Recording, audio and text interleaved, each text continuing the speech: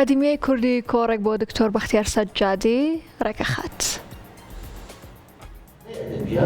وببي أقول وببي أبني نكا ببي أبني منايا سنة كان بشتري هر كان بيان خاوت باشخانة كي فلسفي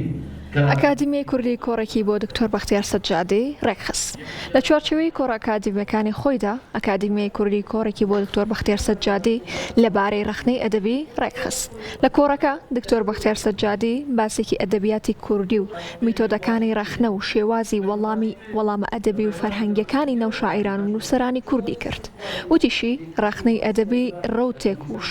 ژانەرێکی گرنگی پێشخستنی ئەدەبیاتی نەتەوەکان بوو و کوردیش دەبێت لەم ڕەوتە خۆی ببینێتەوە.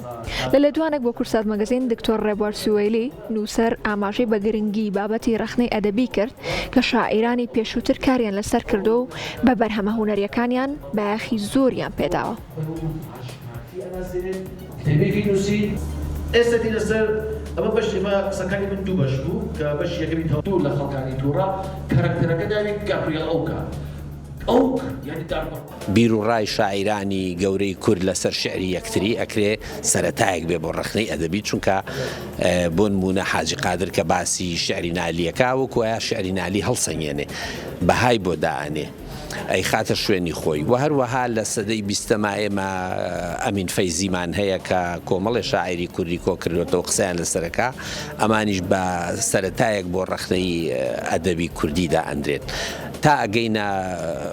شیکردنەوەکانی مامۆستایانی مودەڕیس و کوڕەکانی بۆ دیوانی شاعرە کلاسیکیەکان وەکو نالی و مەولەوی و مەحمی ئەمانە ئەم شەرحانە پڕە لە بیر و ڕای ڕخنەی ئەدەبی کە بەرهەمهێنەرەکان کوردن یعنی و هەروەها لە ڕخنەی نوێژدایەمە کۆمەڵی خەڵکمان هەن لەو زەمینە ئیشان کردووە. کۆی پرۆژەکەی دکتۆر بەختیار ئەوەیە کە باز لە گرنگی ڕخنەی ئەدەبیمان بۆ بکە وەک ئەوەی کە بابەتێکی سربەخۆیە پێویستیشە لە زانکۆکان گرنگی تایبەتی پێ بدرێت. بەبێ ئەقول بەبێ ئەبنی نەکا بەبێ ئەبنی منايا سنة كان بشتري هر كان بيان خاوت باشخانة كي فلسفي